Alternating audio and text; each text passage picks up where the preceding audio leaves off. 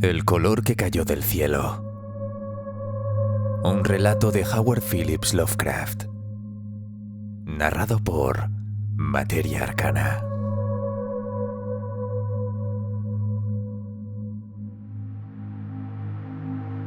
Al oeste de Arkham, las colinas se vuelven agrestes y hay valles cubiertos de bosques tan profundos que ninguna hacha ha llegado nunca a ellos. Se abisman barrancos oscuros y angostos, donde los árboles adoptan inclinaciones fantásticas y en cuyas gargantas fluyen estrechos arroyuelos que nunca han reflejado la luz del sol. En las laderas más suaves, antiguas granjas se asientan sobre parajes pedregosos, con humildes casuchas cubiertas de musgo, que parecen meditar eternamente sobre los viejos secretos de Nueva Inglaterra, resguardadas al cobijo de enormes riscos. Pero ahora todas están abandonadas, con sus anchas chimeneas desmoronándose y las paredes combadas y cediendo bajo los tejados a dos aguas. Los antiguos habitantes se han marchado y a los extranjeros no les gusta vivir allí. Lo han intentado canadienses franceses, lo han intentado italianos, y los polacos llegaron y acabaron marchándose. No es por nada que pueda verse, oírse o tocarse, sino por algo que solo la imaginación alcanza a concebir. Ese lugar perturba la mente y no concede sueños tranquilos por la noche. Debe ser eso lo que mantiene alejados a los extranjeros, porque el viejo Amy Pierce nunca les ha contado nada de lo que recuerda de aquellos extraños días. Amy Pierce, cuya cordura se ha ido desgastando con los años, es el único que aún sigue allí, y el único que a veces se atreve a mencionar aquellos extraños días. Quizá porque su casa queda cerca de los campos abiertos y de los caminos transitados que rodean Arkham. Hubo en otro tiempo un camino que cruzaba las colinas y los valles, un camino que cruzaba justo por donde ahora se extiende el yermo maldito. Pero la gente dejó de usarlo y se habilitó una vía más al sur que en su amplio rodeo evitaba el camino antiguo. Aún pueden encontrarse rastros del antiguo camino entre las malezas de una naturaleza que vuelve a reclamar el lugar. Y sin duda alguna, esas huellas persistirán incluso cuando la mitad de las hondonadas queden anegadas por el nuevo embalse. Entonces los bosques oscuros serán talados y el yermo maldito dormirá muy al fondo, sumido bajo las aguas azules, cuya superficie reflejará el cielo y se ondulará bajo el sol. Y los secretos de aquellos extraños días se fundirán con los secretos de las profundidades, con el saber oculto del antiguo océano y con todo el misterio de la tierra primordial. Cuando viajé a las colinas y valles para trazar el proyecto del nuevo embalse, me dijeron que aquel lugar estaba maldito. Eso me dijeron en Arkham. Y siendo un pueblo tan antiguo, repleto de viejas historias de brujas, supuse que aquel mal no sería más que uno de esos relatos que las abuelas murmuran a los niños generación tras generación. El nombre de yermo maldito me parecía insólito y algo teatral, y no alcanzaba a comprender cómo había entrado en el folclore de un pueblo puritano. Pero cuando contemplé con mis propios ojos aquel intrincado laberinto de barrancos y laderas hacia el oeste, no dejé de pensar en otra cosa que no fuese su propio misterio ancestral. Era pleno día cuando lo vi, pero en aquel lugar la sombra acechaba sin descanso. Los árboles crecían demasiado juntos y sus troncos eran demasiado gruesos para cualquier bosque típico de Nueva Inglaterra. Había demasiado silencio en los lúgubres pasajes que los separaban, y el suelo cedía bajo el musgo húmedo y la espesura forjada por siglos de descomposición. En los espacios abiertos, sobre todo a lo largo de la antigua carretera, había pequeñas granjas en las laderas. A veces aún conservaban en pie todos los edificios, a veces solo un par, y otras únicamente con una solitaria chimenea o la cavidad del antiguo sótano que la tierra iba rellenando lentamente. Reinaban las malas hierbas y las zarzas, y entre la maleza se escurrían criaturas furtivas del bosque. Sobre todas las cosas pesaba una bruma de inquietud y opresión, un tinte de irrealidad, de grotesca distorsión, como si algún principio esencial de la perspectiva o la distribución de la luz y las sombras estuviera distorsionada. No me sorprendía en absoluto que los extranjeros no quisieran quedarse, pues no era esa una región en la que uno pudiera dormir. Se parecía demasiado a un paisaje de Salvator Rosa, semejante a algún grabado prohibido de un cuento de terror. Pero nada de aquello era tan inquietante como el yermo maldito. Lo reconocí en el acto, en el fondo de un valle espacioso, pues ningún otro nombre podía describirlo, ni otro lugar habría encajado con tal nombre. Era como si un poeta hubiera acuñado la expresión tras haber visto esa región. Debía de ser el resultado de un incendio, pensé al contemplarlo. Pero, ¿por qué no había vuelto a crecer nada sobre esas 5 acres de desolación grisácea que se extendían a cielo abierto como una gran mancha corroída por ácido en medio del bosque y los campos? Se encontraba en su mayor parte al norte del trazado de la antigua carretera, aunque se extendía un poco por el otro lado. Me detuvo una extraña reticencia a acercarme, y finalmente lo hice porque mi trabajo me obligaba a pasar por ahí. No había ningún tipo de vegetación en toda la vasta extensión, solo un fino polvo o ceniza gris que ningún viento parecía capaz de agitar. Los árboles cercanos estaban enfermos o raquíticos, y muchos troncos muertos se erguían o yacían en lenta descomposición en el borde. Al caminar apresuradamente, vi a mi derecha los restos derrumbados de una vieja chimenea y un sótano, y la boca negra de un pozo abandonado, cuyos vapores estancados producían extrañas dispersiones cromáticas al ser atravesados por la luz solar. Incluso la larga y sombría cuesta del bosque más allá me pareció casi bienvenida en comparación, y dejé de maravillarme ante los temerosos rumores de la gente de Arkham. No había casas ni ruinas cerca.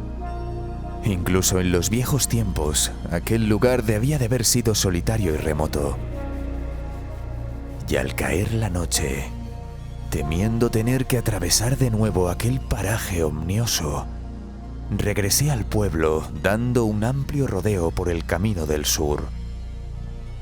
Deseé de forma casi inconsciente que se juntaran algunas nubes, pues me había empezado a invadir un extraño temor a los profundos vacíos del cielo sobre mi cabeza.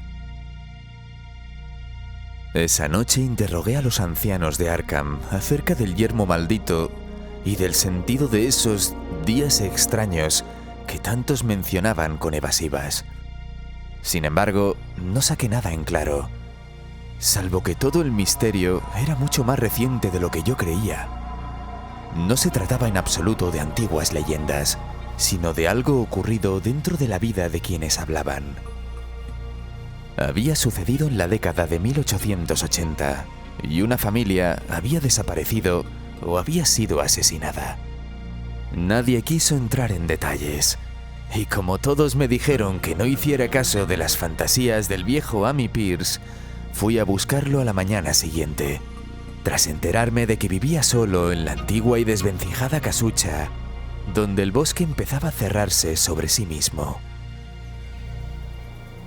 Era un lugar terriblemente arcaico. Ya había empezado a exhalar ese leve olor miasmático que se aferra a las casas que han permanecido en pie demasiado tiempo. Tuve que llamar varias veces para despertar al anciano, y cuando se acercó a la puerta con cautela, advertí de inmediato que mi visita no le alegraba. No se le notaba tanto el peso de los años como había imaginado. pero sus párpados se hundían de un modo extraño. Y su ropa desaliñada y su barba blanca lo hacían parecer muy envejecido y decaído. Sin tener claro cómo encaminar la conversación hacia sus relatos, fingí que venía por un asunto de trabajo. Le hablé de los planos y mediciones para el futuro embalse y le hice vagas preguntas sobre la zona. Era mucho más culto y educado de lo que me habían hecho creer.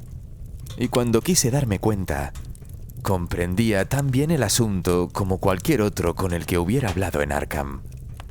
No era como otros campesinos con los que había tratado en otras regiones, y no mostró objeciones ante la destrucción de millas de viejos bosques y tierras de cultivo, salvo quizá porque su casa quedaba fuera del área que ocuparía el futuro lago. Mostró alivio por el destino de aquellos valles oscuros y antiguos por los que había vagado toda su vida. Estarían mejor bajo el agua. Mejor bajo el agua desde los días extraños. Y con esa introducción, su voz ronca se apagó hasta convertirse en un murmullo, mientras su cuerpo se inclinaba hacia adelante y su dedo índice derecho empezaba a señalar temblorosamente con gravedad. Fue entonces cuando escuché la historia. Y mientras aquella voz divagante raspaba y susurraba, me estremecí varias veces, aún en pleno día de verano. A menudo debía sacarlo de sus divagaciones y aclararle conceptos científicos que repetía de memoria sin comprender del todo. Apenas retenía lo que había escuchado a los profesores y yo tenía que reconstruir los pasajes en los que perdía la lógica. Y cuando había terminado, no me sorprendió que su equilibrio mental estuviera resentido, ni que la gente de Arkham no quisiera hablar demasiado del yermo maldito. Regresé apresuradamente a mi hotel, antes de la puesta de sol.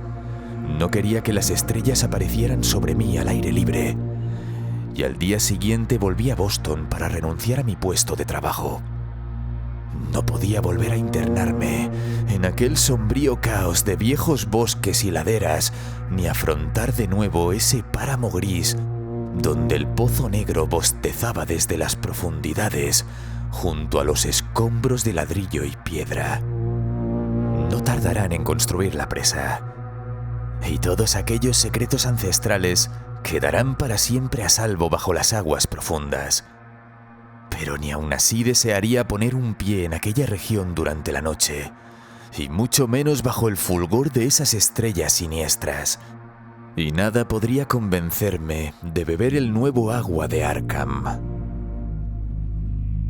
Todo comenzó con el meteorito, dijo el viejo Amy. Hasta ese momento no había habido ninguna leyenda inquietante desde la era de las cazas de brujas, y aun entonces aquellos bosques del oeste no eran ni la mitad de temidos que la pequeña isla del Miskatonic, donde el diablo celebraba sus reuniones junto a un curioso altar de piedra más antiguo que los indios. Aquellos no eran bosques encantados, y su fantástico anochecer nunca había sido temido hasta que llegaron los extraños días. Luego apareció aquella nube blanca al mediodía, una serie de explosiones en el cielo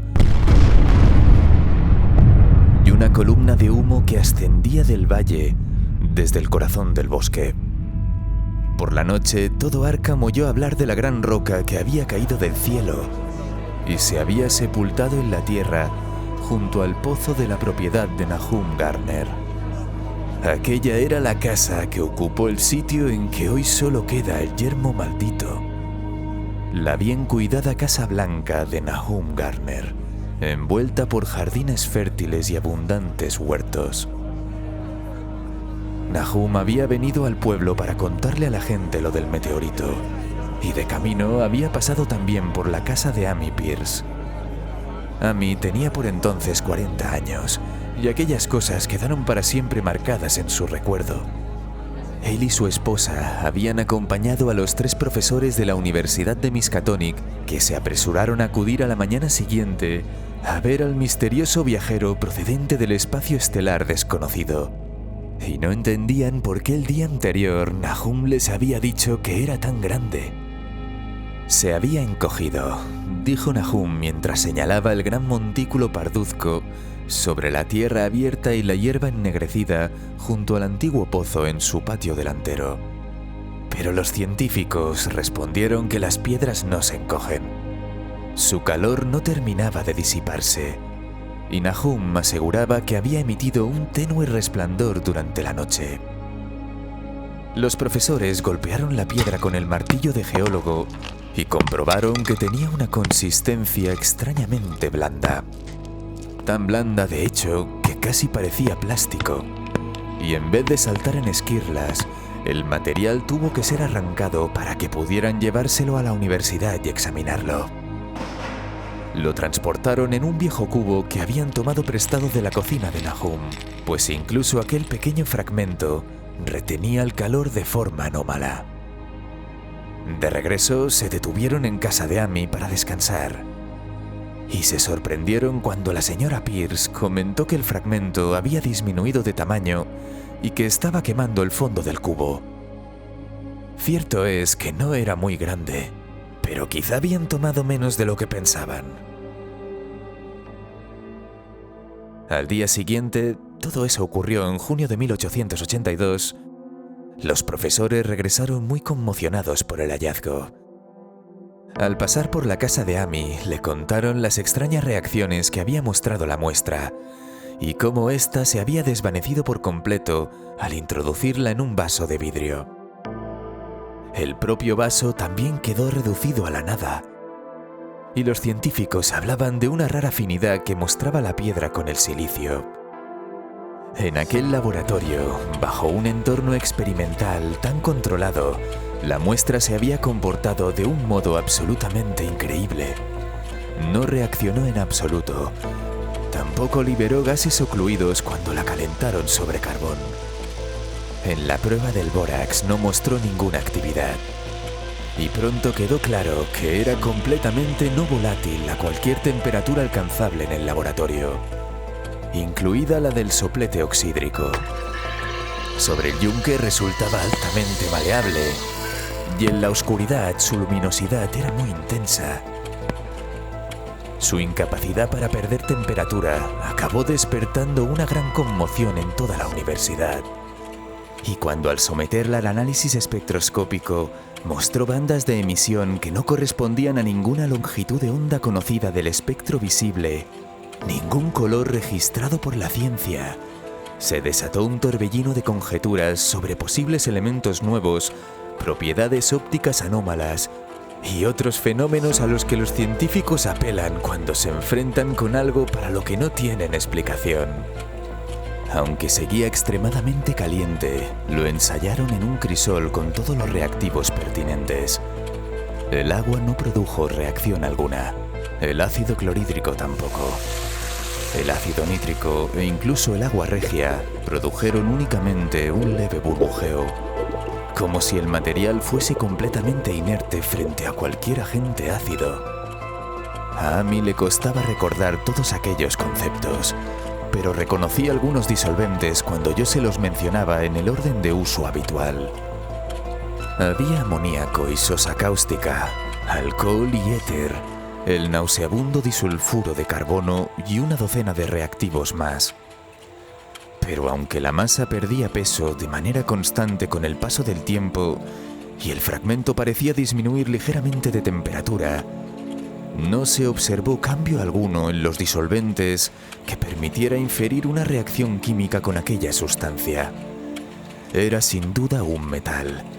Para empezar, presentaba propiedades magnéticas, y después de sumergirla en los disolventes ácidos, parecía mostrar tenues trazas de las figuras de Wittmann-Statten que se encuentran en el hierro meteórico. A medida que el enfriamiento se hizo más evidente, trasladaron los ensayos a recipientes de vidrio. Y fue en un vaso de ese material donde depositaron todas las virutas obtenidas del fragmento original durante las pruebas. Pero a la mañana siguiente, tanto las virutas como el recipiente habían desaparecido sin dejar rastro, y solo una mancha carbonizada marcaba el lugar del estante de madera donde habían estado. Todo eso se lo contaron los profesores a Amy cuando se detuvieron ante su casa, y una vez más él fue con ellos a ver el pétreo mensajero de las estrellas, aunque esta vez su esposa no los acompañó. Y ni siquiera los profesores, tan poco dados a sobresaltos, pudieron negar lo que tenían ante sus ojos. Alrededor del menguante cuerpo pardo junto al pozo, había un espacio completamente vacío, salvo donde la tierra se había hundido. Y si el día anterior medía unos 2 metros de ancho, ahora apenas llegaba a 1,5 metros.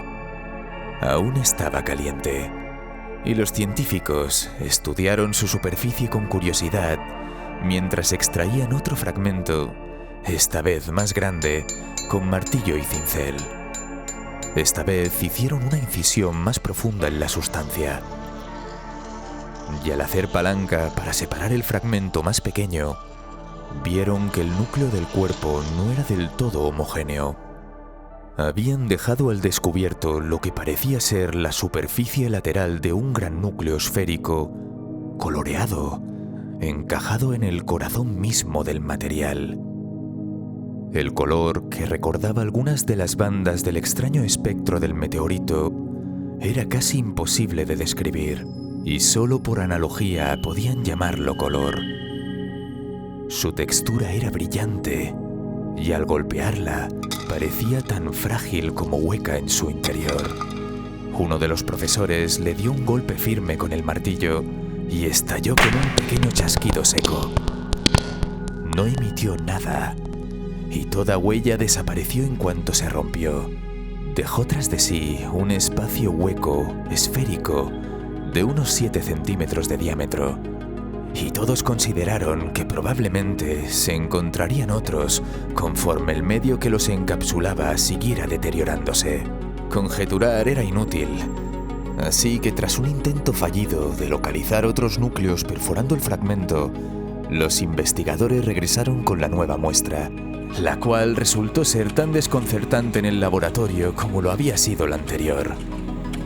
Aparte de ser casi plástica, de retener el calor, de presentar magnetismo y una ligera luminiscencia, de enfriarse levemente en presencia de ácidos fuertes, de exhibir un espectro desconocido, de desintegrarse al contacto con el aire y de reaccionar con los compuestos de silicio con una destrucción mutua, la sustancia no mostraba absolutamente ninguna propiedad que permitiera clasificarla o compararla con ningún material conocido.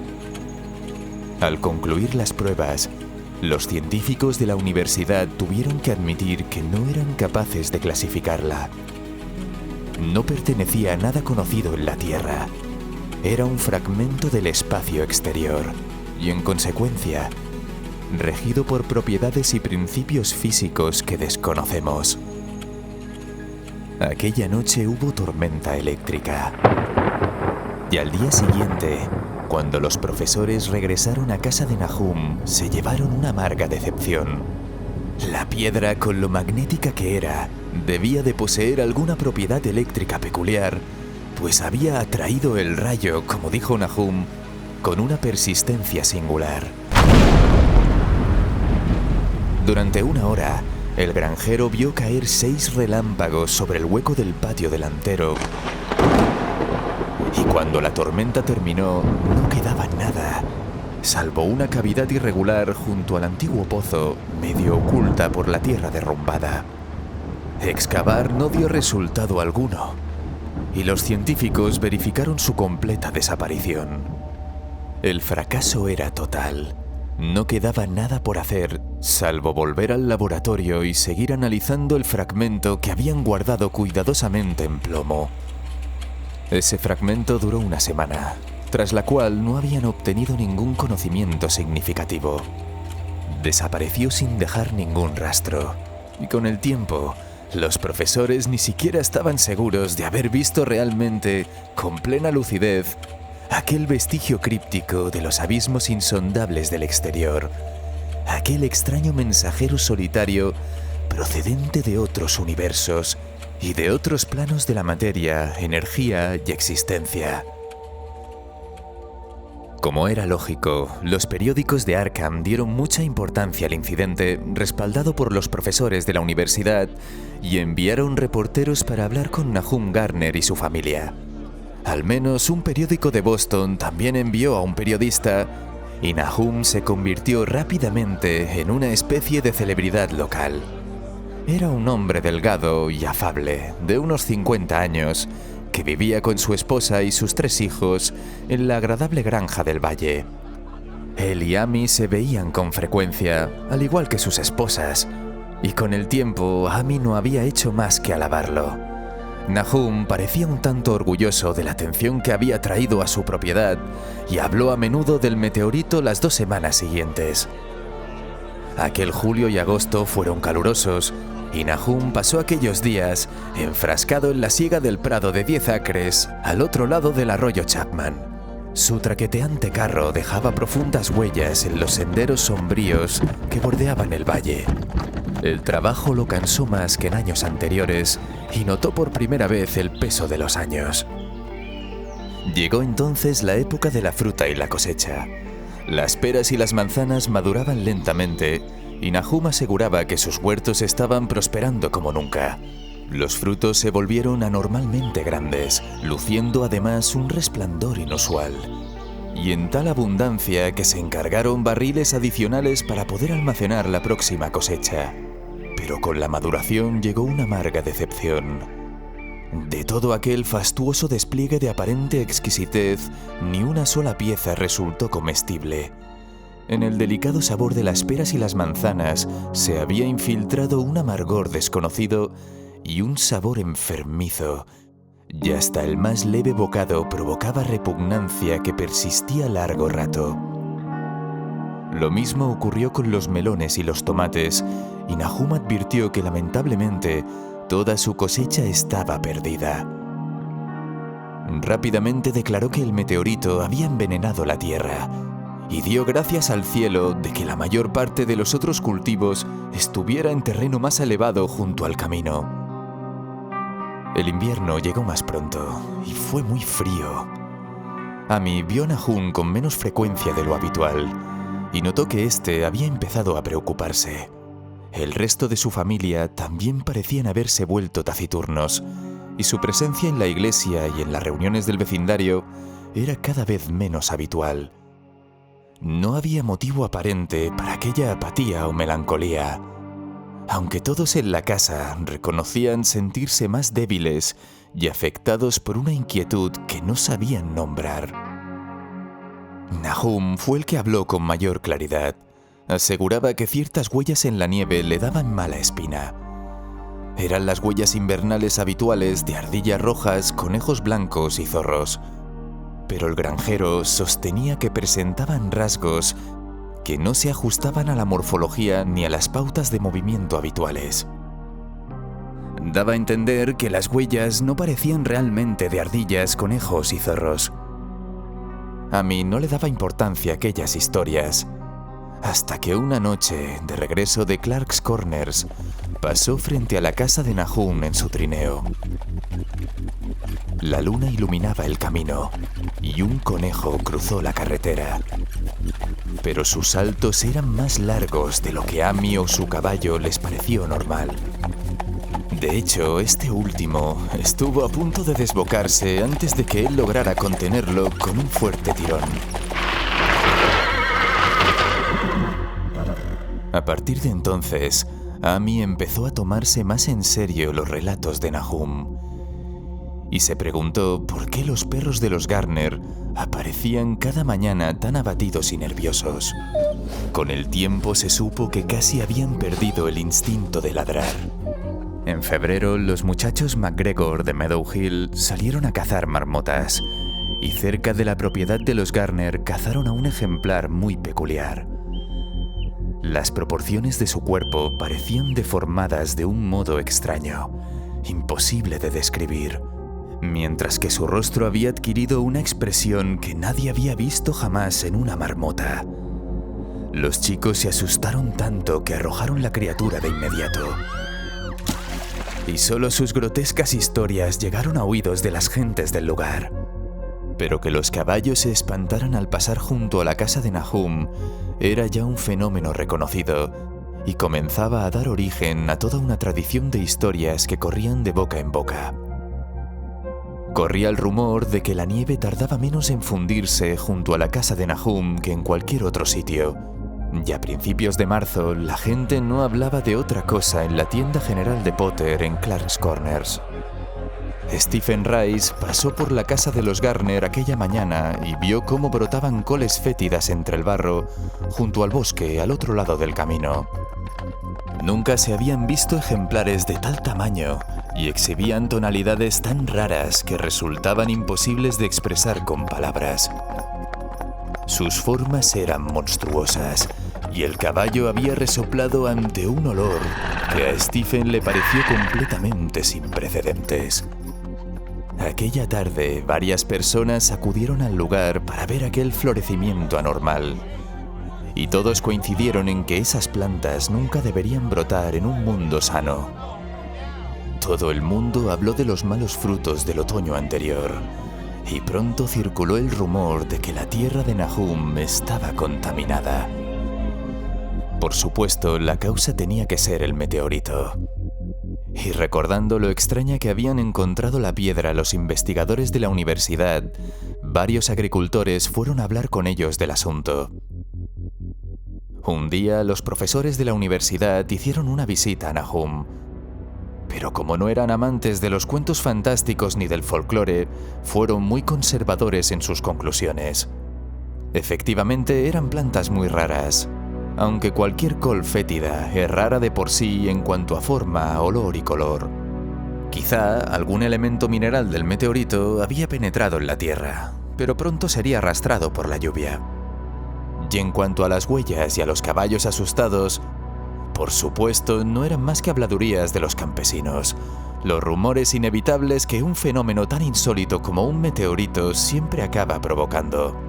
Ante rumores tan descabellados, poco podían hacer los profesores, porque los campesinos supersticiosos siempre están dispuestos a decir y creer cualquier cosa.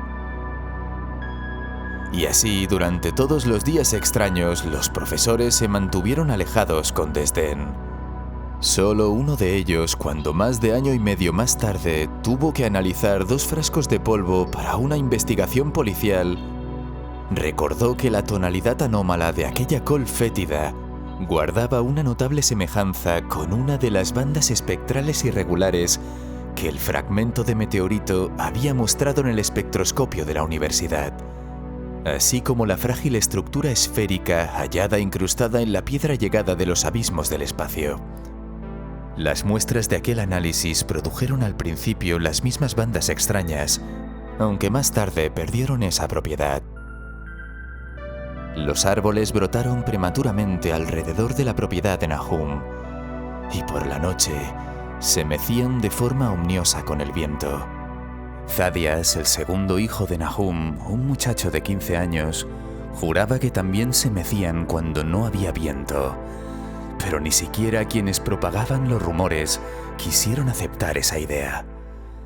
Sin embargo, era innegable que la inquietud se palpaba en el ambiente. Todos en la familia Garner desarrollaron un extraño hábito de escuchar en silencio, aunque no buscaban un sonido en concreto que pudieran reconocer. Era una reacción propia de esos instantes en que la consciencia parece desvanecerse a medias. Por desgracia, esos momentos aumentaron semana tras semana, hasta que se convirtió en opinión general que algo iba mal con la familia Garner. Cuando brotó la primera saxífraga, también presentaba un color extraño, no idéntico al de la col fétida, pero claramente emparentado con él y tan desconocido para todo aquel que lo viera. Nahum llevó algunas flores a Arkham y se las mostró al editor de la Gazette, pero aquel hombre no hizo más que escribir un artículo humorístico al respecto en el que se burlaba de los oscuros temores de los campesinos. Fue un error que Nahum confiara a un hombre de ciudad tan frío y escéptico el extraño comportamiento que mostraban aquellas enormes mariposas de luto alrededor de esas saxífragas. Abril trajo una especie de locura entre la gente del campo y comenzó el desuso del camino que pasaba frente a la casa de Nahum. Desuso que llevaría finalmente a su abandono definitivo. La causa era la vegetación. Todos los árboles del huerto florecieron en colores extraños y por el pedregoso suelo del patio y del pastizal cercano surgió una proliferación tan aberrante que solo un botánico habría podido reconocer en ella alguna relación con la flora local. No quedaba rastro de coloración normal, excepto en el verde de la hierba y el follaje. Todo lo demás mostraba desviaciones prismáticas de un tono basal enfermizo, ajeno a cualquier gama cromática conocida en la Tierra. Las dicentras se convirtieron en algo de siniestra amenaza, y las sanguinarias crecieron insolentes en su perversión cromática.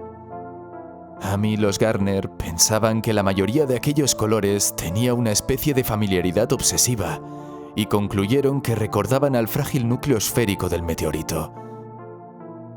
Nahum aró y sembró el prado de 10 acres y el terreno elevado, pero no hizo nada en el terreno que circundaba la casa.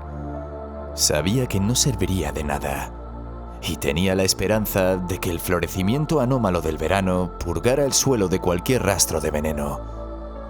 Estaba preparado para casi cualquier cosa, y se había acostumbrado a la sensación de que había algo cerca de él, esperando a ser oído. El rechazo de sus vecinos hacia su casa, por supuesto, le afectaba, pero afectaba aún más a su esposa. Los chicos no lo percibieron en la misma medida, pues iban a la escuela cada día. Aún así, no podían evitar asustarse con los rumores. Thaddeus, un muchacho especialmente sensible, fue quien más lo sufrió. En mayo llegaron los insectos, y la propiedad de Nahum se convirtió en una pesadilla de zumbidos y de criaturas reptantes. La mayoría tenía algo fuera de lugar, ya fuese en su aspecto o en la manera de moverse, y sus hábitos nocturnos contradecían todo lo que se sabía hasta entonces. Los Garner comenzaron a vigilar durante las noches, a vigilar en todas direcciones, sin propósito claro, buscando algo que no podían definir. Fue entonces cuando todos admitieron que Thaddeus tenía razón respecto a los árboles. La señora Garner fue la siguiente en verlo desde la ventana, mientras observaba las abultadas y engrosadas ramas de un acre recortadas contra el cielo iluminado por la luna. Las ramas, sin duda alguna, se movían, y no había viento. Debía ser por la savia. La anomalía se había manifestado ya en cualquier cosa que crecía. Sin embargo, no fue ningún miembro de la familia de Nahum quien hizo el siguiente descubrimiento. La costumbre los había insensibilizado, y aquello que no pudieron ver fue vislumbrado por un modesto vendedor de molinos de viento de Bolton, que pasó en su carruaje una noche ignorando por completo las leyendas de la región. Lo que contó en Arkham apareció en un breve artículo de la Gazette, y fue allí donde todos los campesinos, incluido Nahum, lo vieron por primera vez. La noche había sido oscura, y la luz de las lámparas del coche era tenue, pero alrededor de cierta granja del valle, que todo el mundo reconoció por la descripción como la de Nahum, la oscuridad parecía menos densa. Una tenue aunque nítida luminosidad parecía envolver toda la vegetación, hierba, hojas y flores por igual, y en un momento dado, un destello desprendido de esa fosforescencia pareció moverse furtivamente en el patio, cerca del granero. Hasta entonces la hierba no parecía afectada, y las vacas pastaban libremente en el terreno cercano a la casa. Pero a finales de mayo, la leche empezó a agriarse. Nahum decidió llevar las vacas a tierras más altas, tras lo cual el problema se solucionó. No mucho después, el cambio en la hierba y las hojas se hizo visible. Toda la vegetación estaba volviéndose gris y adquiría una fragilidad del todo anómala. Amy era la única persona que visitaba el lugar, y sus visitas se hacían cada vez más escasas. Cuando terminó la escuela, Los Garner quedaron prácticamente aislados del mundo y a veces dejaban que Amy hiciera sus recados en el pueblo. Se iban consumiendo de un modo inquietante, tanto en lo físico como en lo mental. Y nadie se sorprendió cuando comenzaron a circular rumores sobre la demencia de la señora Garner. Ocurrió en junio, cerca del aniversario de la caída del meteorito. La pobre mujer gritaba acerca de cosas en el aire que no podía describir. En su delirio no había un solo sustantivo concreto, solo verbos y pronombres. Las cosas se movían, cambiaban, aleteaban. Sus oídos vibraban con estímulos que no eran del todo sonidos. Le estaban quitando algo. Algo la consumía. Algo ajeno a este mundo la estaba poseyendo. Alguien debía impedir que aquello la tocara antes de que fuera demasiado tarde. Nada estaba quieto por la noche. Las paredes y las ventanas cambiaban de sitio. Nahum no la envió al manicomio del condado, sino que la dejó deambular por la casa mientras no fuera peligrosa para sí misma o para los demás. Ni siquiera hizo nada cuando su expresión empezó a cambiar. Pero cuando los chicos empezaron a tenerle miedo y Thaddeus casi se desmayó por las horribles contorsiones del rostro que ella le hacía, decidió encerrarla en el ático. Para Julio había dejado de hablar y se arrastraba a 4 patas. Y antes de que terminara ese mes, Nahum comenzó a tener la demencial percepción de que su figura parecía fosforescer débilmente en la penumbra, tal como él veía claramente que ocurría con la vegetación cercana. Fue poco antes de aquello cuando los caballos se desbocaron. Algo los había alterado durante la noche, y sus coces y relinchos en los establos fueron terribles. No había manera de calmarlos, y cuando Nahum abrió la puerta del establo, salieron todos disparados como ciervos salvajes aterrados.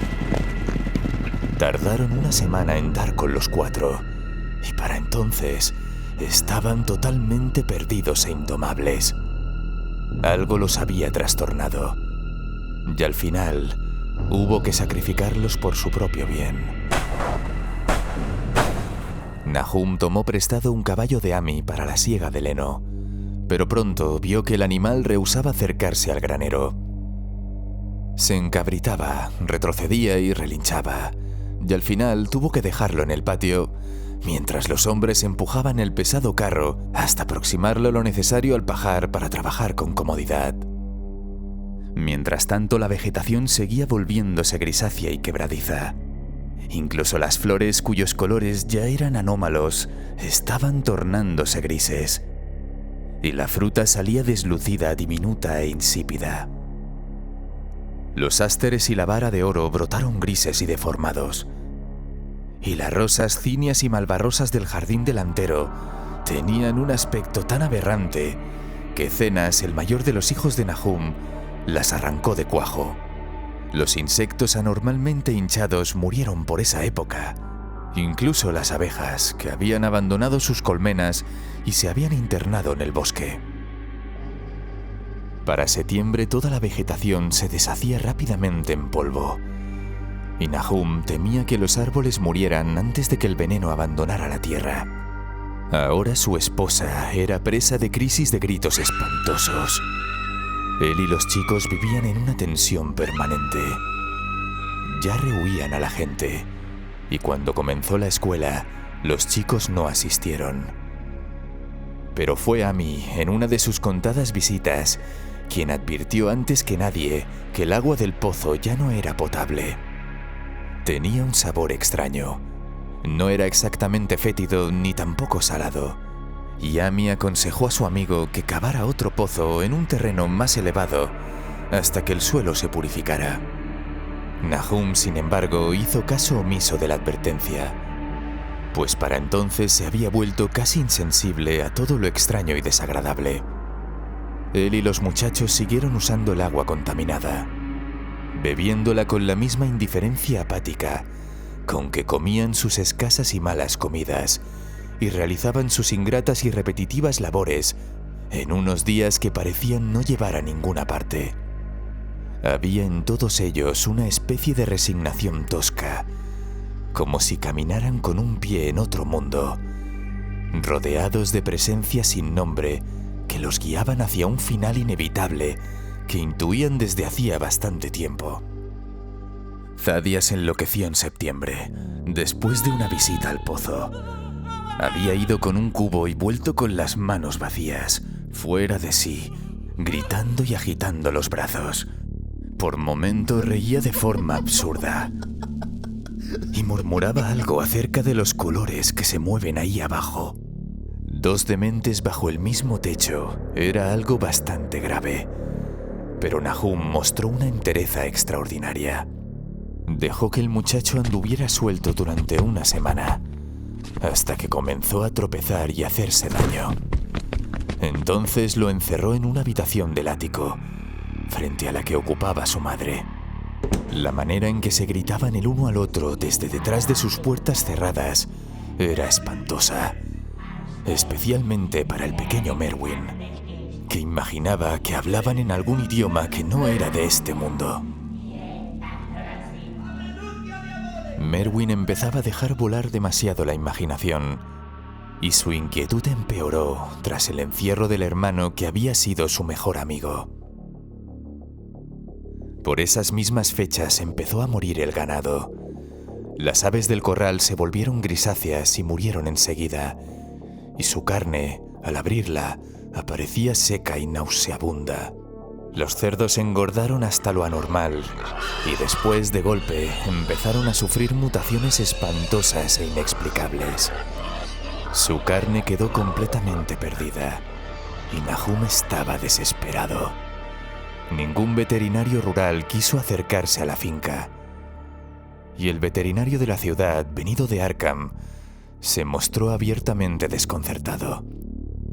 Los cerdos empezaron a sufrir una decoloración grisácea y se deshacían antes de morir, y sus ojos y hocicos mostraron alteraciones singulares. No tenía sentido, porque los cerdos nunca habían comido nada del sembrado contaminado. Después el fenómeno afectó a las vacas. Determinadas áreas, y en ocasiones todo el cuerpo, mostraban un inquietante grado de retracción o hundimiento, y se producían espantosos colapsos y degeneraciones del tejido. En los últimos estadios antes de la muerte, se producía el mismo empalidecimiento y la misma pérdida de consistencia de los tejidos que se había visto en los cerdos. Era impensable que se tratara de un veneno, pues todos morían en un establo herméticamente cerrado. Y tampoco podían ser mordeduras de criaturas nocturnas, ya que ninguna bestia puede atravesar paredes. Tal vez fuera una enfermedad, aunque resulta inimaginable qué mal podría provocar unos efectos semejantes. Cuando llegó la cosecha, no quedaba ni un solo animal vivo en la propiedad, pues todo el ganado y las aves habían muerto y los perros habían huido. Los 3 perros desaparecieron una noche y jamás se supo de ellos. Los 5 gatos se habían ido tiempo atrás, aunque casi nadie lo notó, ya que no quedaban ratones y solo la señora Garner apreciaba aquellos felinos tan ágiles. El 19 de octubre, Nahum irrumpió en la casa de Amy, apenas sosteniéndose en pie, con noticias espantosas. La muerte había alcanzado al pobre Thaddeus en su habitación del ático, en circunstancias que desafiaban toda descripción.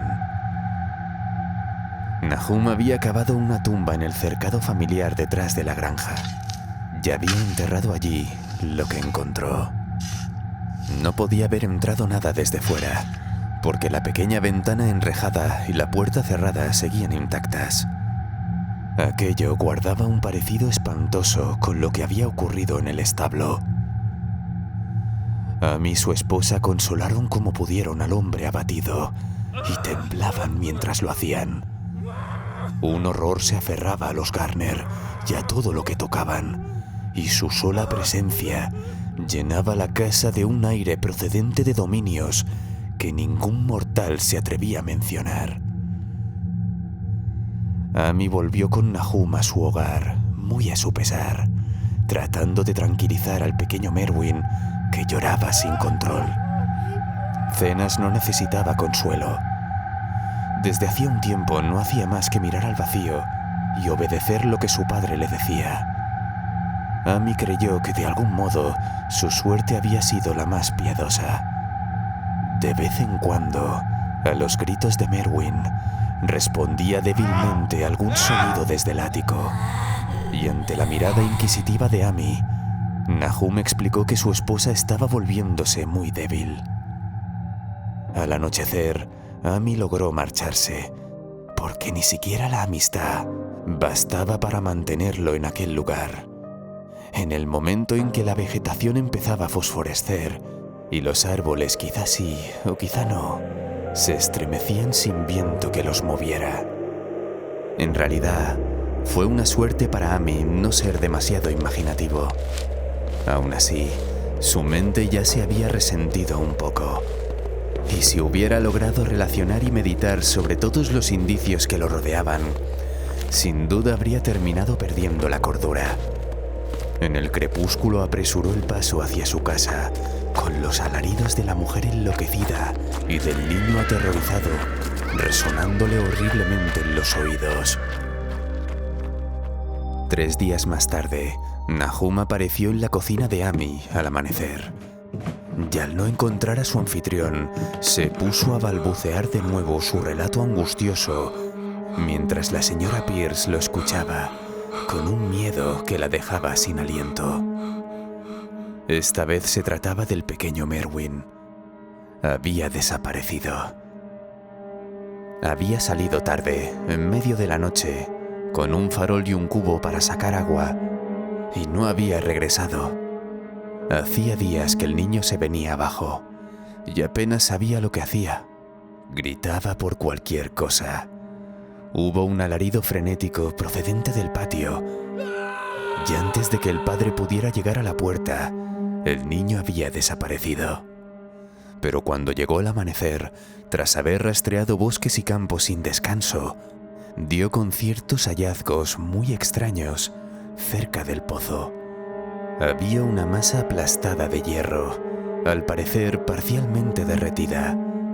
Sin duda había sido el farol, y junto a ella, un asa doblada y unos aros de hierro retorcidos, ambos medio fundidos, que parecían sugerir los restos del cubo. Eso era todo. Nahum estaba en un estado indescriptible. La señora Pierce permanecía petrificada, y Amy, al llegar a casa y oír el relato, no encontró explicación posible. Merwin había desaparecido, y no valía la pena contárselo a las gentes de alrededor que ahora evitaban a los Garner. Tampoco a los de la ciudad en Arkham, que se lo tomaban todo a broma. Thaddeus se había ido, y ahora Merwin también. Algo se estaba acercando, y esperando el instante de revelarse a los sentidos. Nahum comprendía que pronto llegaría su turno, y pidió a Amy que cuidara de su esposa y de Zenas si él faltaba. Debía de tratarse de algún castigo, aunque no podía imaginar el motivo, pues según él, siempre había procurado caminar por las sendas del Señor. Durante más de 2 semanas, Amy no supo nada de Nahum, y entonces, inquieto por lo que pudiera haberle ocurrido, venció sus temores y fue a visitar la finca de los Garner. No salía humo de la gran chimenea, y por un momento temió lo peor. El aspecto de toda la granja resultaba sobrecogedor. Hierba y hojas marchitas grisáceas cubriendo el suelo. Enredaderas que se deshacían hechas pedazos desde las viejas paredes y hastiales. Y enormes árboles desnudos alzando sus ramas hacia el cielo plomizo de noviembre con una malevolencia deliberada que Amy atribuía sin duda a algún cambio sutil en su inclinación. Pero Nahum seguía vivo después de todo, Estaba muy debilitado, echado en un diván de la cocina, pero seguía consciente y podía dar instrucciones simples a Zenas. La estancia estaba helada, y al ver que Amy se estremecía, el anfitrión llamó con voz ronca a Zenas para que trajera más leña. La leña hacía falta, desde luego. La chimenea honda y cavernosa estaba apagada y desierta, y una nube de hollín danzaba en el viento gélido que bajaba por ella. Poco después, Nahum le preguntó si con más leña estaba más a gusto. Y en ese instante, Amy lo vio claro. Nahum había terminado de derrumbarse, y su mente ya no podía soportar más sufrimiento. Por más cuidado que puso al preguntarle, Amy no consiguió que le diera ningún detalle claro sobre Zenas. En el pozo, vive en el pozo. Eso era cuanto podía decir el padre, sumido en una confusión absoluta. Entonces a Amy se le ocurrió de pronto preguntar por la esposa enloquecida. ¿Y Navi? Y cambió el curso de la conversación. ¿Navi? Pero si está aquí, dijo el pobre Nahum sorprendido. Y Amy entendió al momento que tendría que buscarla él mismo. Y dejando al pobre hombre inofensivo en su balbuceo, tendido en el diván, tomó las llaves del clavo junto a la puerta y subió por las escaleras que crujían, camino al ático. Allí arriba el aire era denso y nauseabundo, y reinaba un silencio absoluto. De las 4 puertas que había, solo una estaba cerrada con llave. Amy probó en ella varias de las llaves del manojo que había tomado. La tercera encajó. Tras un breve forcejeo, consiguió abrir de golpe la baja puerta blanca. Dentro apenas había luz. La ventana, pequeña y medio oculta tras unos toscos listones, no iluminaba lo suficiente. Amy no podía distinguir nada en el suelo. El hedor era insoportable, y antes de atreverse a avanzar, tuvo que retirarse a otra habitación y volver, solo cuando consiguió llenar los pulmones de aire limpio. Cuando entró de nuevo, vio algo oscuro en un rincón. Al distinguirlo con más claridad, lanzó un grito desgarrador. Mientras gritaba, creyó ver como una sombra momentánea oscurecía la ventana, y por un momento sintió que algo lo rozaba, como una repugnante corriente de aire húmedo. Colores extraños danzaron ante sus ojos, y de no haber quedado paralizado por el horror, quizá habría recordado el núcleo esférico del meteorito que el martillo del geólogo hizo estallar, y aquella vegetación enfermiza que brotó en primavera. Pero tal y como estaba, solo podía pensar en la monstruosidad blasfema que tenía delante, que con toda evidencia había padecido el mismo destino innombrable que Zadias y los animales. Lo más espantoso era que la cosa aún seguía moviéndose, incluso mientras se deshacía ante sus ojos. Amy no quiso darme más detalles sobre aquella escena, pero la cosa que encontró en el rincón ya no volvió a aparecer en su relato como algo vivo o capaz de moverse. Hay cosas que no pueden contarse, y ciertos actos que uno comete por simple humanidad pueden llegar a ser juzgados cruelmente por la ley. Entendí que en ese ático no quedó nada que pudiera moverse, y que dejar allí algo vivo habría sido una crueldad imposible de justificar. Cualquier otro que no poseyera la dura entereza de un campesino habría perdido el sentido o la cordura.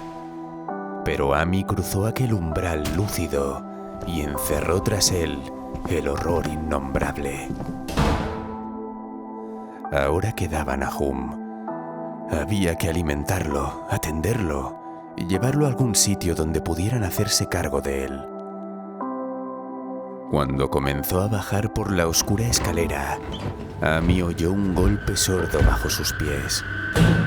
Incluso creyó escuchar un grito ahogado de repente. Y recordó con inquietud la niebla húmeda que lo había rozado en el ático. ¿Qué presencia había despertado?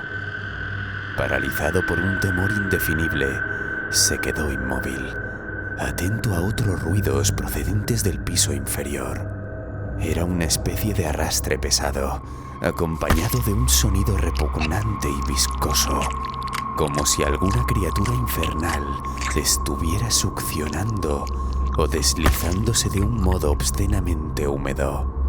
Su mente, arrastrada por asociaciones frenéticas, lo llevó sin razón alguna a recordar lo que había visto en el ático. ¡Santo Dios! ¿En qué onírico mundo de pesadillas sobrenaturales había ido a parar por accidente? No se atrevía a avanzar ni a retroceder. Permaneció inmóvil, temblando en la penumbra, en el recodo de aquella escalera encajonada. Cada detalle de la escena quedó grabado en su mente. Los ruidos, aquella sensación de terror creciente, la oscuridad, la inclinación de los estrechos peldaños. Y ¡santo Dios! La tenue pero inconfundible fosforescencia que empezaba a recorrer toda la madera a su alrededor, los escalones, las paredes, los tablones de madera al descubierto y las vigas por todas partes.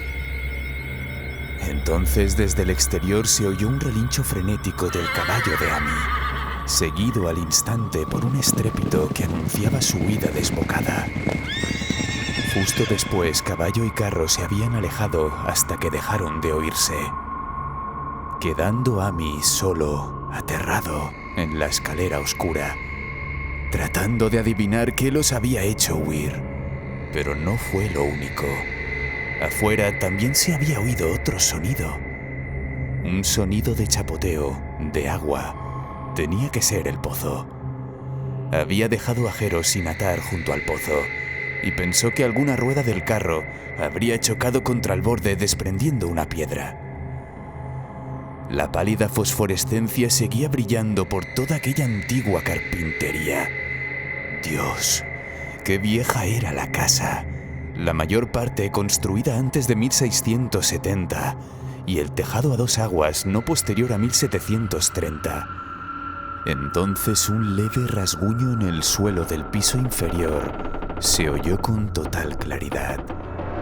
La mano de Amy se aferró aún más fuerte al pesado garrote que había recogido en el ático por algún motivo. Armándose de valor poco a poco, terminó de descender y avanzó con firmeza hacia la cocina. Pero se detuvo antes de llegar, porque lo que buscaba ya no estaba allí. Había salido a su encuentro. Aún estaba vivo, pero de una forma imposible de explicar. Amy no podía saber si había reptado por sí mismo o si alguna fuerza externa lo había arrastrado hasta él. Pero la muerte ya estaba actuando. Todo había ocurrido en cuestión de media hora, y sin embargo, los signos de colapso, palidez grisácea y desintegración eran profundamente visibles. El cuerpo parecía a punto de deshacerse. Era tan frágil que se le desprendían escamas secas. Amy no se atrevió a tocarlo. Solo pudo mirar horrorizado la deformada caricatura de lo que en otro tiempo había sido una cara. ¿Qué era, Nahum? ¿Qué era? Y los labios partidos y abultados apenas lograron crepitar una última respuesta. Nada. El color. Quema. Frío. Húmedo. Pero quema. Vivía en el pozo. Lo he visto. Una especie de niebla, igual que las flores en primavera. El pozo brillaba de noche. Zadias, Meruin y Cenas. Acaba con la vida de todo. En aquel meteorito. Tuvo que venir en aquel meteorito. Lo envenenó todo. Por todas partes. No sé cuál es su propósito. ¿Qué quiere? Aquella esfera. La esfera que los profesores de la universidad sacaron del meteorito. La rompieron. Era del mismo color. Igual que las flores y las plantas. Semillas, semillas. Crecieron. Lo he visto por primera vez esta semana. Debió de hacerse más fuerte con cenas. Era un muchacho grande, lleno de vida. Primero apaga tu mente. Te deja sin defensas. Y luego se alimenta de ti. El agua del pozo tenía razón. Agua maldita. Cenas nunca volvió del pozo. No puedes escapar. Te llama. Sabes que algo viene hacia ti, pero no sirve de nada. La he visto una y otra vez desde que se llevó a cenas. ¿Y dónde está Navi, Amy? ¿Dónde está Navi? Mi cabeza no da para más. No sé cuánto hace que le di de comer. La atrapará si no tenemos cuidado. Es solo un color. Y al atardecer, su cara se vuelve de ese tono tan extraño que quema y consume. Vino de algún sitio donde las cosas son distintas. Uno de los profesores lo dijo. Tenía razón. Cuidado, Amy. Esto no va a parar. Se come la vida. Se come la vida. Eso fue todo. No pudo decir nada más, porque se habría desplomado por completo. Amy cubrió lo que quedaba con un mantel a cuadros rojos y salió tambaleándose por la puerta trasera hacia los campos. Subió por la colina hasta el prado de las 10 acres y regresó por el camino del norte y por el bosque. No tuvo valor para pasar cerca del pozo del que su caballo había escapado. Desde la ventana había visto que no faltaba ninguna piedra en el borde, de modo que el carro no había tirado ninguna piedra al pozo. Aquel chapoteo provenía de otra cosa, algo que se había metido dentro tras acabar con el pobre Nahum. Cuando Amy llegó a su casa, el caballo y el carro habían regresado antes que él, provocando un ataque de ansiedad a su esposa. Tras tranquilizarla sin darle explicaciones, partió enseguida hacia Arkham para informar a las autoridades de que la familia Garner había dejado de existir. No entró en detalles. Se limitó a informar de las muertes de Nahum y de Navi. La de Thaddeus ya era conocida. Y mencionó que la causa parecía ser la misma extraña dolencia que había acabado con el ganado. También declaró que Merwin y Zenas habían desaparecido. Tras un largo interrogatorio en la comisaría, Amy se vio obligado a acompañar a 3 agentes hasta la granja de los Garner, junto con el forense, el médico examinador y el veterinario que había tratado al ganado enfermo. Amy fue muy a su pesar, porque la tarde caía y le horrorizaba la idea de que la noche lo sorprendiera en aquel paraje maldito. Pero al menos lo reconfortaba ir rodeado de tanta gente. Los 6 hombres se pusieron en camino en una Democrat Wagon detrás del coche de Amy. Alcanzaron la granja afectada por la plaga a eso de las 4. Los agentes, por muy habituados que estuvieran a experiencias macabras, ninguno permaneció impasible ante lo que encontraron en el ático y bajo el mantel de cuadros rojos en el piso inferior. La escena de la granja, envuelta en aquella desolación grisácea, era ya suficientemente aterradora. Sin embargo, los 2 cuerpos deshechos superaban cualquier límite imaginable. Nadie podía mirarlos durante mucho tiempo, y hasta el médico forense admitió que había muy poco que examinar. Por supuesto, podían tomarse muestras para analizarlas, así que el forense se dispuso a recogerlas. Y fue entonces, como se supo más tarde, cuando ocurrió algo verdaderamente desconcertante en el laboratorio de la universidad, donde finalmente llegaron las 2 probetas con el polvo. Bajo el análisis espectroscópico, ambas muestras emitieron un espectro desconocido en el que numerosas bandas anómalas coincidían exactamente con las observadas en el meteorito extraño del año anterior. La emisión de aquel espectro anómalo desapareció al cabo de un mes. A partir de entonces, el residuo no presentó propiedades inusuales y se componía únicamente de fosfatos y carbonatos alcalinos. Amy no habría mencionado el pozo si no hubiera sospechado que pensaban actuar de inmediato. El sol estaba poniéndose y él deseaba marcharse cuanto antes. Pero no pudo evitar mirar con nerviosismo el borde de piedra junto al gran torno del pozo, y cuando un detective lo interrogó, admitió que Nahum temía que hubiera algo ahí abajo. Lo temía tanto que ni siquiera llegó a plantearse buscar allí a Merwin o a Zenas. Entonces no hubo manera de disuadirlos. Insistieron en vaciar el pozo y explorarlo de inmediato.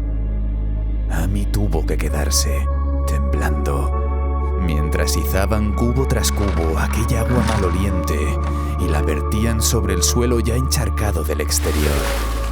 Los hombres olieron el agua con repugnancia y tuvieron que acabar tapándose la nariz por el hedor que iba saliendo a la superficie. No tardaron tanto como habían previsto, porque el agua del pozo se encontraba normalmente baja. No es necesario detallar lo que encontraron. Merwin y Zenas estaban allí, en parte, aunque los restos eran sobre todo óseos. También había un ciervo pequeño, un perro grande en estado parecido, además de varios huesos de animales menores.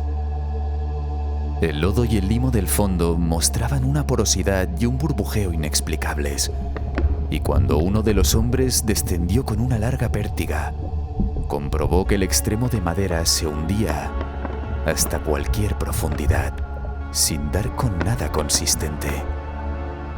La noche estaba cayendo y fueron a buscar faroles a la casa. Tras asegurarse de que no podían obtener nada más del pozo, se reunieron en la antigua sala de estar para hablar, mientras la tenue luz de la media luna espectral caía pálida sobre la desolación del paisaje. Los hombres estaban profundamente desconcertados. No lograban descubrir ningún nexo común que vinculara las anomalías de las plantas, la enfermedad desconocida del ganado y los Garner, y las muertes inexplicables de Merwin y Zenas dentro del pozo. Habían oído desde luego los rumores de la gente del campo, pero no podían aceptar que hubiese ocurrido nada contrario a las leyes naturales. Sin duda, el meteorito había envenenado el suelo, pero la enfermedad de personas y animales que no habían consumido nada cultivado era otro asunto. Sería el agua del pozo. Muy probablemente, quizá convendría analizarla.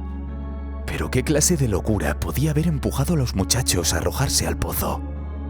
Ambos habían actuado del mismo modo, y los restos evidenciaban que los dos habían sufrido la misma muerte gris que los deshacía. ¿Por qué todo estaba tan gris y deshecho? El primero en advertir el brillo que emanaba del pozo fue el forense. Estaba sentado junto a una ventana que daba al patio. La noche ya había caído por completo, y todo aquel paraje maldito parecía emitir una tenue luminosidad que iba más allá de los claroscuros de la luna. Pero este nuevo brillo era distinto, era más definido. Surgía del pozo como una especie de haz difuso, haciendo relucir mortecinos los charcos formados por el agua que habían vaciado. Tenía un color muy extraño, y mientras todos los hombres se agruparon alrededor de la ventana, Amy se estremeció de golpe. Aquel extraño fulgor, hecho de un miasma fantasmal, le era terriblemente familiar. Había visto ese color y temía imaginar lo que podía significar. Lo había visto en el viscoso y quebradizo núcleo del meteorito 2 veranos atrás, en la vegetación anómala que brotó aquella primavera, y creyó haberlo visto apenas un instante esa misma mañana, junto a la pequeña ventana enrejada del terrible cuarto del ático, donde ocurrieron cosas que nadie se atrevía a nombrar. había centelleado una fracción de segundo y una nube espesa y repulsiva de vapor lo había rozado al pasar. Y luego algo de aquel color había caído sobre el pobre Nahum. Él mismo lo había confesado antes de morir, que era por el núcleo del meteorito y por las plantas. Después vinieron la huida del caballo en el patio y el chapoteo en el pozo. Y ahora, del mismo modo, se elevaba hacia la oscuridad un tenue destello demoníaco del mismo color.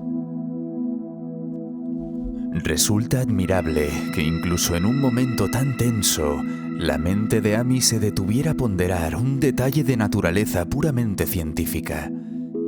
No podía evitar preguntarse cómo había percibido la misma cualidad cromática, tanto en un vapor apenas vislumbrado a plena luz del día, recortado contra una ventana abierta al cielo matutino, como en aquella emisión nocturna, visible ahora como una neblina fosforescente que se elevaba sobre el paisaje ennegrecido y devastado.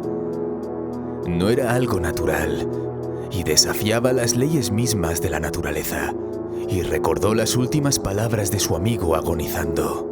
Vino de algún sitio donde las cosas son distintas. Los 3 caballos que estaban afuera, atados a un par de árboles resecos junto al camino, relinchaban y pateaban ahora con desesperación. El conductor de la carreta dio un paso hacia la puerta para intervenir, pero Amy le detuvo poniéndole una mano temblorosa en el hombro.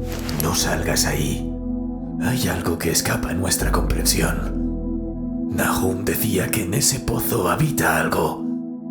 Algo que te va consumiendo por dentro. Algo que debía de haber surgido de una esfera, como la que vimos incrustada en la piedra del meteorito. Te vacía y te quema. Y no es más que una neblina coloreada, como esa luz de ahí fuera, apenas perceptible, imposible de definir. Nahum creía que se alimenta de todo lo vivo y que cada día se hace más fuerte. Dijo que lo había visto esta última semana. Debe de ser algo venido de muy lejos, desde algún lugar remoto del firmamento, igual que afirmaron aquellos profesores de la universidad. Su naturaleza y manera de obrar no pertenecen al mundo de Dios. Es algo que viene de más allá. Así que los hombres dudaron, incapaces de decidirse, mientras el resplandor del pozo seguía creciendo y los caballos pateaban y relinchaban con un frenesí cada vez mayor. Era en verdad un momento espantoso, el terror dentro de aquella antigua casa maldita. 4 cuerpos descompuestos, 2 procedentes del interior y 2 del pozo, reunidos en el cobertizo del bosque. Y ante ellos, aquel resplandor de color imposible que ascendía desde las entrañas del pozo. Amy había retenido al conductor por puro instinto, sin tener en cuenta que él mismo no había sufrido ningún daño tras el contacto húmedo y viscoso de aquel vapor coloreado en el cuarto del ático. Pero quizá fue mejor así. Aquello que acechaba esa noche seguirá siendo un misterio. Y aunque esa presencia blasfema y ajena a nuestro mundo todavía no había atacado a ningún ser humano en pleno uso de razón, era imposible prever lo que podía haber hecho en aquel último momento, ya fortalecida y a punto de revelarse bajo el cielo iluminado por la luna y las nubes desgarradas. De pronto, uno de los detectives junto a la ventana soltó un jadeo entrecortado. Los demás lo miraron y siguieron la dirección de sus ojos, que se detuvieron de golpe tras vagar desorientado. No hicieron falta palabras. Lo que hasta entonces había sido solo un rumor entre campesinos ya no podía ponerse en duda. Y por eso, más tarde, todos los hombres allí reunidos acordaron que los días extraños no debían volverse a nombrar en Arkham. Conviene aclarar que a esa hora de la tarde no había viento. Más tarde soplaría algo de viento, pero en aquel instante reinaba una quietud absoluta. Ni los tallos resecos de la mostaza silvestre, grises y marchitos, ni los flecos del techo de la carreta se agitaban en absoluto. Y aún así, en aquel silencio opresivo y casi sacrílego, las copas desnudas de todos los árboles del patio comenzaban a moverse. Se retorcían de un modo enfermizo y espasmódico, arañando con una fiebre convulsiva y epiléptica las nubes iluminadas por la luna. Se agitaban en el aire impuro, guiadas por una fuerza oculta, vinculada a horrores que reptaban en las profundidades bajo las raíces ennegrecidas. Nadie respiró durante varios segundos. De pronto, una nube oscura ocultó la luna, y la silueta retorcida de las ramas desapareció durante un instante. Ante aquello, un grito colectivo, ronco, contenido por el espanto, recorrió la habitación. Porque el terror no se había desvanecido con aquella nube. En aquel momento de oscuridad, todos vieron agitarse, a la altura de las copas de los árboles, 1 millar de puntos diminutos de un resplandor sobrenatural, coronando cada rama como el fuego de San Telmo, o como las llamas que descendieron sobre las cabezas de los apóstoles en Pentecostés. Era una constelación espantosa de luces impías, como un enjambre de luciérnagas cebadas de cadáveres, revoloteando en una danza infernal sobre el pantano maldito. Y tenía ese color imposible que Amy, por desgracia, ya sabía distinguir y temer. Mientras tanto, la columna fosforescente que brotaba del pozo brillaba con mayor intensidad, y una sensación de fatalidad se adueñaba de los hombres allí reunidos, desbordando todo cuanto su imaginación podía abarcar. No solo emitía luz, sino que vertía una especie de flujo constante, y esa emanación amorfa de color indescriptible parecía elevarse desde el pozo hacia el cielo. El veterinario se estremeció y fue hasta la puerta principal para echar el cerrojo de refuerzo. Amy tampoco dejaba de temblar y tuvo que tirar de la manga de los otros y señalar con el dedo, incapaz de articular palabra, cuando quiso hacerles notar cómo aumentaba el resplandor de los árboles. Afuera, los relinchos y los golpes de los caballos eran ya insoportables, pero ninguno de los que estaban dentro de aquella vieja casa habría salido al exterior, ni por todo el oro del mundo. El fulgor de los árboles crecía sin cesar, y sus ramas temblorosas se estiraban, como si quisieran ponerse totalmente rectas. La madera del torno del pozo ya brillaba, y un policía enseguida señaló sin decir palabra unos cobertizos y colmenas junto al muro de piedra del oeste. También habían empezado a brillar, mientras que los carruajes de los visitantes, todavía amarrados, no parecían mostrar ningún cambio. Entonces se oyó un estrépito salvaje y un galope desbocado en el camino. Cuando Amy apagó la lámpara para ver mejor, todos comprendieron que la pareja de caballos, presa del pánico, había arrancado de raíz los árboles a los que estaban atados y habían huido llevándose la carroza. El sobresalto hizo que algunos por fin rompieran el silencio y empezaron a cruzarse murmullos nerviosos. «Se propaga por todo lo orgánico a su alrededor», murmuró el médico forense. Nadie dijo nada, pero el hombre que había descendido al pozo sugirió que su pértiga quizá había perturbado algo imperceptible. «Fue horrible. No había fondo. Solo fango, burbujas y una sensación de que algo se escondía ahí abajo». El caballo de Amy seguía pateando y relinchando afuera con un estrépito ensordecedor, casi ahogando el leve hilo de voz con que su dueño murmuraba reflexiones incoherentes.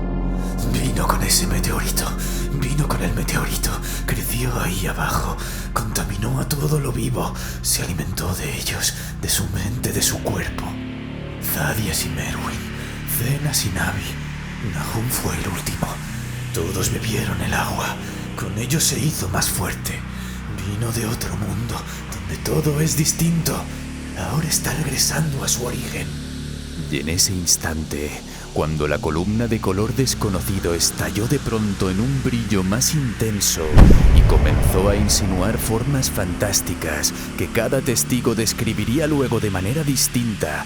La pobre Jero, aún atada fuera, emitió un sonido que ningún ser humano había escuchado jamás en un caballo. Todos en aquella estancia de bajo techo se taparon los oídos. Amy apartó el rostro de la ventana, dominado por el horror y una náusea insoportable. No hay palabras capaces de transmitirlo. Cuando Amy volvió a mirar, la pobre bestia yacía encogida e inmóvil sobre el suelo iluminado por la luna, tendida entre los varales astillados del carro.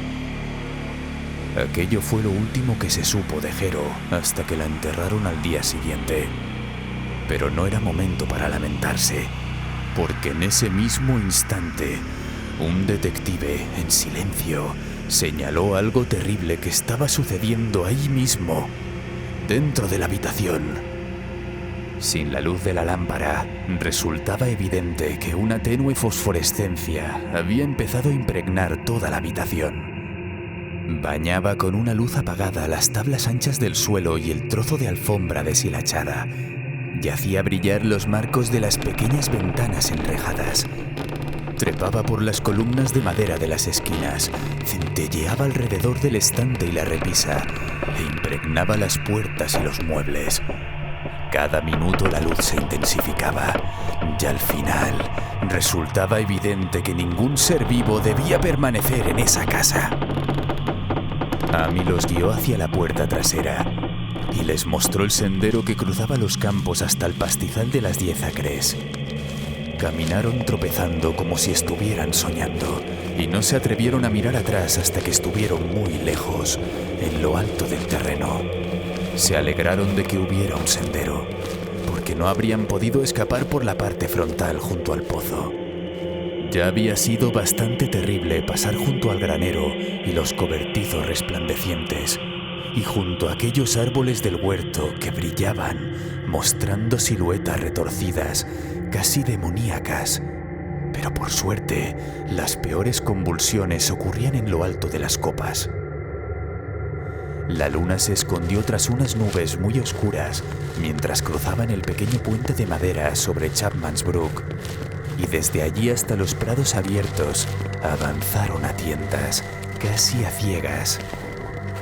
Cuando miraron hacia el valle y la lejana casa de los Garner, allá en el fondo, contemplaron un espectáculo espantoso. Toda la granja resplandecía con aquella horrenda mezcla de colores imposibles. Los árboles, la casa, el granero, los cobertizos e incluso la hierba y la vegetación que aún no habían degenerado en aquel desecho de polvo gris. Las ramas se elevaban rígidas hacia el cielo, con las puntas ardiendo en una llama impura, y trazos serpenteantes de ese mismo fuego recorrían las crestas del tejado de la casa, el granero y los cobertizos. Era una escena digna de una pesadilla de Fuseli, y por encima de todo, dominaba aquel tumulto de luz cósmica, aquel arco iris de veneno arcano de otra dimensión que brotaba del pozo y que no pertenecía a ningún cromatismo de este mundo, fluctuando, ondulando, vibrando, centelleando, deslizándose, extendiéndose y burbujeando. Sin previo aviso, aquella cosa espantosa salió disparada hacia el cielo, como un cohete o un meteoro, sin dejar la menor estela, y se perdió a través de un agujero entre las nubes, perfectamente redondo, antes de que ningún otro de los presentes tuviera tiempo de gritar. Ningún testigo podrá olvidar jamás aquella visión. Amy se quedó mirando atónito las estrellas de la constelación del Cisne, con Deneb brillando por encima de todas, justo en el punto donde aquel color indescriptible se había fundido en la Vía Láctea. Pero acto seguido, un crujido procedente del valle lo obligó a bajar la vista hacia la tierra. Solo eso, un crujido de vigas, no una explosión como juraron tantos otros del grupo. Y sin embargo el resultado fue el mismo.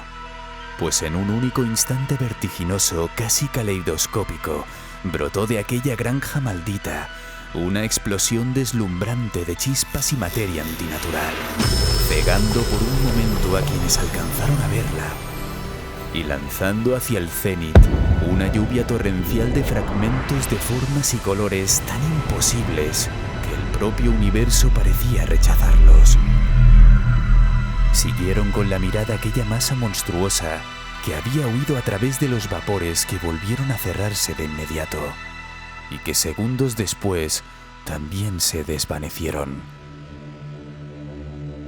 Tras ellos solo quedó una oscuridad a la que ninguno quiso regresar, y a su alrededor empezó a soplar un viento cada vez más fuerte, como si descendiera en ráfagas frías y negras desde el vacío del mismo espacio interestelar. Ese viento aullaba, azotando los campos y los bosques retorcidos en una frenética locura cósmica, hasta que el grupo, aterrorizado, comprendió que era inútil esperar a que la luna iluminara lo que pudiera quedar allí abajo, en la granja de Nahum. Demasiado sobrecogidos, incluso para intentar explicarlo, los 7 hombres, aún temblando, emprendieron el camino de regreso a Arkham por la carretera del norte. Amy estaba peor que los demás. Rogó que lo acompañaran hasta su casa, en lugar de seguir directamente hacia el pueblo. No quería atravesar a solas los bosques nocturnos azotados por el viento en la carretera principal, porque había vivido algo más que los demás ignoraban, y desde entonces quedó atrapado en un miedo constante que no se atrevió a contar durante años. Mientras los demás, allí en lo alto de la colina azotada por la tormenta, se dieron media vuelta con determinación y enfilaron la carretera, Amy miró atrás por un instante hacia el valle oscuro y desolado, que hasta hacía muy poco había sido el hogar de su infortunado amigo. Y desde aquel rincón distante y desolado del valle, vio que algo se alzaba tenuemente para desplomarse acto seguido sobre el punto exacto del que la vasta abominación amorfa había ascendido al firmamento. Era solo un color, pero un color que no pertenecía ni a la tierra ni a los cielos. Al verlo se dio cuenta de que ese residuo final seguía ahí abajo, en el pozo. Entonces Amy quedó marcado para siempre. No volvió jamás a acercarse a aquel lugar. Ya ha pasado más de medio siglo desde que ocurrió aquella tragedia, pero él nunca ha regresado. Y sé que se alegrará cuando el nuevo embalse lo borre para siempre. Yo también lo agradeceré, porque no me gustó nada la forma en que la luz del sol cambiaba de color alrededor de la boca de aquel pozo abandonado por el que pasé. Espero que el agua sea siempre muy profunda, y aún así, jamás beberé de ella. Y creo que a partir de ahora no volveré a visitar la región de Arkham. 3 de los hombres que habían acompañado a Amy volvieron a la mañana siguiente para ver los restos a la luz del día, pero no encontraron verdaderas ruinas. Solo los ladrillos de la chimenea, las piedras del sótano, algún que otro rastro mineral o metálico y el brocal de aquel pozo maldito. Salvo el caballo muerto de Amy, al que tuvieron que arrastrar para enterrar, y el carruaje que no tardaron en devolverle, no quedaba rastro de nada que hubiera estado vivo. Solo quedaban 5 acres de un erial gris y polvoriento, donde no ha vuelto a nacer vida alguna. Y aún hoy se extiende a cielo abierto una vasta mancha como de ácido corroído por en medio del bosque y los campos. Y los pocos que han osado contemplarlo desafiando las leyendas lo han bautizado como el yermo maldito. Las historias que circulan por la región son un tanto peculiares, y podrían serlo todavía más si las gentes de la ciudad o los químicos de la universidad se interesaran lo suficiente como para analizar el agua de aquel pozo abandonado o el polvo gris que ningún viento parece capaz de dispersar. Los botánicos, además, deberían estudiar la flora de crecimiento inhibido que prospera en los márgenes de ese paraje, pues quizá arrojaría algo de luz sobre la creencia local de que la plaga continúa extendiéndose, poco a poco. La gente asegura que en primavera el color de la vegetación cercana nunca acaba de ser normal y que los animales del bosque dejan huellas extrañas sobre la fina nieve del invierno. Curiosamente, en el yermo maldito, la nieve nunca llega a cuajar como lo hace en el resto de la zona. Los pocos caballos que quedan en esta nueva era del motor se ponen nerviosos en el valle, y los cazadores no pueden fiarse nunca de sus perros cuando se acercan demasiado a aquella mancha de polvo gris. Cuentan que sus efectos sobre la mente son igual de peligrosos. Después de la muerte de Nahum, hubo muchos que acabaron perdiendo la cordura, y ninguno parecía tener la fuerza de voluntad para marcharse de allí. Luego la gente más fuerte, con más espíritu, abandonó la región y solo los extranjeros intentaron vivir en las viejas casas derrumbadas. Pero tampoco ellos pudieron quedarse. Y a veces uno se pregunta qué comprensión, más allá de la nuestra, les habrán dado sus viejas supersticiones y saberes ocultos. Aseguran que allí las noches les traen sueños espantosos. Y desde luego, el solo aspecto de aquel paraje sombrío basta para inquietar incluso a la imaginación más serena. Nadie que recorra estos barrancos sombríos deja de sentir una inquietud difícil de explicar, y los artistas se estremecen al retratar esos bosques cerrados, cuyo misterio afecta tanto al espíritu como a los ojos. Yo mismo siento curiosidad por la sensación que me produjo mi único paseo en solitario antes de que Amy me contara su historia. Cuando llegó el crepúsculo, deseé inconscientemente que las lunas taparan el cielo, porque una inquietud difícil de explicar, nacida de las profundidades del firmamento, había comenzado a adueñarse de mí. No me pidáis mi opinión, porque no la tengo. Eso es todo. No había nadie a quien preguntar salvo a mí, porque la gente de Arkham no habla de los días extraños, y los 3 profesores que analizaron la esfera coloreada del núcleo están muertos. Hubo otras esferas, de eso puedo estar seguro. Una debió de crecer lo suficiente para escapar, y es posible que otra no alcanzara ese punto. Sin duda sigue en el pozo. Sé que había algo anómalo en la luz del sol que vi sobre aquel borde miasmático. Los lugareños dicen que la plaga avanza un par de centímetros al año. Así que quizá todavía exista algún tipo de crecimiento o nutrición a día de hoy. Sea cual sea ese engendro demoníaco que queda ahí abajo, debe de estar retenido por algo. De lo contrario, ya se habría propagado. Está tal vez aferrada a las raíces de esos árboles cuyas ramas se retuercen apuntando al cielo. Una de las historias que circulan por Arkham habla de unos robles imponentes que por la noche brillan y se mueven de un modo que desafía toda lógica. ¿Qué es? Solo Dios lo sabe. En términos de materia, supongo que aquello que describió Amy podría clasificarse como un gas. Pero un gas sujeto a leyes ajenas a nuestro universo. No era producto de ninguno de los mundos ni de los soles que observamos con los telescopios o registramos en las placas fotográficas de nuestros observatorios. No era ningún cuerpo celeste cuyos movimientos y magnitudes los astrónomos calculan o califican de inconmensurables. Era simplemente un color venido del espacio. Un mensajero espantoso de las regiones del infinito. De reinos sin estructura, ajenos a las leyes de la naturaleza que conocemos, reinos cuya mera existencia descompone nuestra capacidad racional y expone vacíos extracósmicos que superan todo umbral de comprensión humana. Dudo mucho que Amy me mintiera a propósito, y no creo que su relato fuera un simple desvarío, como me advirtieron en el pueblo. Algo terrible llegó a aquellas colinas y valles con el meteorito. Y algo terrible, aunque ignoro en qué medida, aún permanece allí. Me alegrará ver llegar el agua del embalse. Mientras tanto, espero que no le ocurra nada a mí. Había visto demasiado, y aquello se metía en la mente como un veneno lento. ¿Por qué no ha podido marcharse nunca? Con qué claridad recordaba aquellas palabras moribundas de Nahum. A mí esto no va a parar. Se come la vida.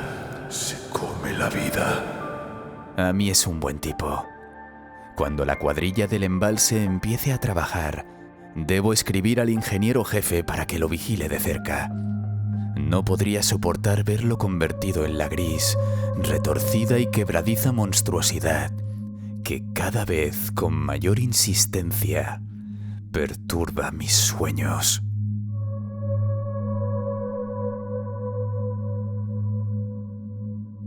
Muchas gracias por escuchar este relato. Si has sobrevivido hasta el final y aún conservas tu cordura, te invito a que te suscribas y dejes un me gusta para apoyar mi contenido. Hasta que volvamos a encontrarnos, allí donde nace el color que cayó del cielo, en la región primordial del espacio, anterior a la materia y al mismísimo tiempo.